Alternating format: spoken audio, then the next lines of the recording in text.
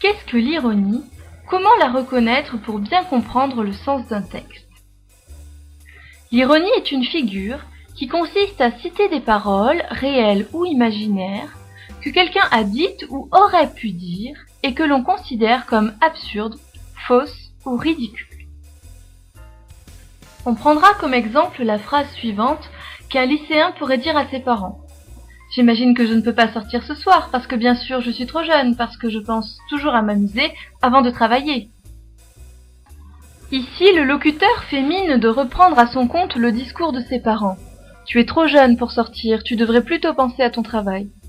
Pour s'en distancier et le désigner comme absurde. Autre exemple, les phrases « très drôle » ou « c'est malin » appliquées à une attitude que l'on désapprouve signifient en fait qu'il serait absurde de dire que cette attitude est intelligente. Dernier exemple tiré de l'incipit d'un célèbre roman jeunesse. Mr. et Mrs. Dursley, qui habitaient au 4 Privet Drive, avaient toujours affirmé avec la plus grande fierté qu'ils étaient parfaitement normaux, merci pour eux. Jamais quiconque n'aurait imaginé qu'ils puissent se trouver impliqués dans quoi que ce soit d'étrange ou de mystérieux.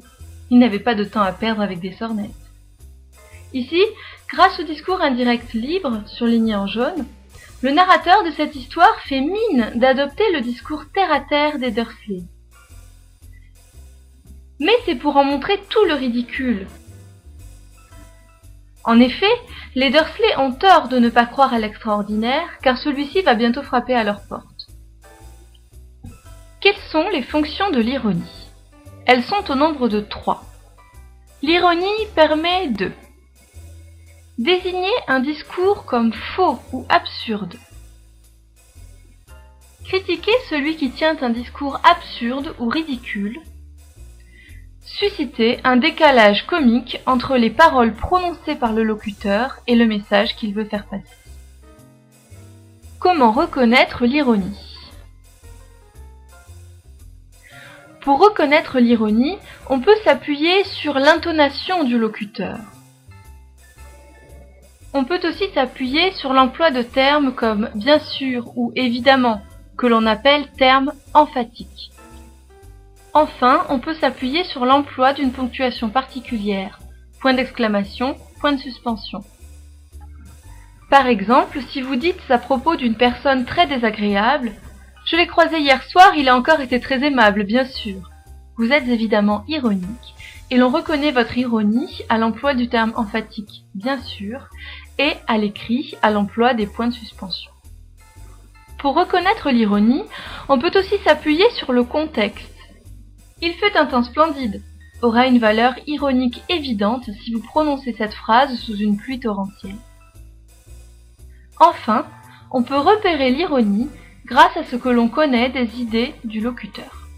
Par exemple, lorsque Montesquieu fait mine de défendre l'esclavage, le lecteur se doute que son discours est ironique, car il sait bien que Montesquieu, célèbre écrivain des Lumières, était farouchement opposé à l'esclavage.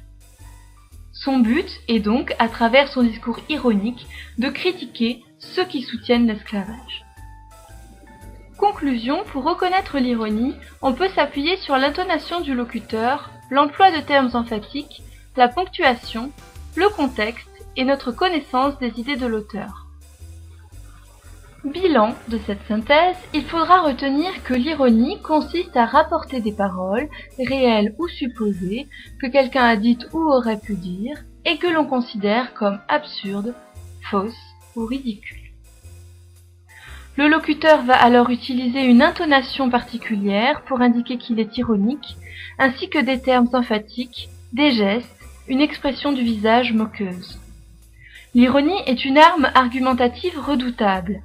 Elle permet d'exprimer son désaccord avec le discours que l'on fait semblant de reprendre à son compte, de critiquer celui qui pourrait tenir des propos avec lesquels on est en désaccord, et enfin de créer un effet comique qui permettra de rallier l'interlocuteur à son opinion.